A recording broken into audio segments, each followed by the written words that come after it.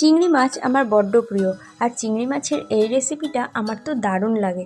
চিংড়ি মাছগুলো ভালো করে ধুয়ে লবণ হলুদ মাখিয়ে নিয়েছি। সর্ষের তেল গরম করে চিংড়িগুলোকে ভেজে নিলাম। এবারে মশলার জন্য নিয়ে নিচ্ছি নারকেল বাটা, তার সাথে নিয়ে নিয়েছি সাদা সর্ষে, কালো সর্ষে, পোস্ত, কাঁচা লঙ্কা আর সামান্য একটু লবণ দিয়ে এরকম ভালো করে মিক্সড পেস্ট বানিয়ে নিয়েছি। এর মধ্যে নারকেল বাটাটা মিশিয়ে দিয়ে দিলাম লবণ, হলুদ আর সর্ষের তেল। ভালো করে পেস্টটা মিশিয়ে নিলাম। এবারে এখানে চাল কুমড়োর পাতাগুলো ভালো করে ধুয়ে পরিষ্কার করে নিয়েছি। মশলাটা দিলাম। এবারে দিয়েছি 5 পিস করে চিংড়ি মাছ। তার উপরে আবার মশলা দিয়ে তার উপরে দিয়ে দিলাম একটা লঙ্কা আর নারকেল। এবারে পাতাগুলোকে ভালো করে ভাঁজ করে মুড়িয়ে নিলাম, দিয়ে সুতো দিয়ে বেঁধে নিলাম। ব্যাস, পাতুরিগুলো রেডি করে নিলাম। কড়াইতে সর্ষের তেল গরম করে পাতুরিগুলো ঢেকে 15 মিনিট মতো এপিট ওপিট করে ভেজে তুলে নিলাম।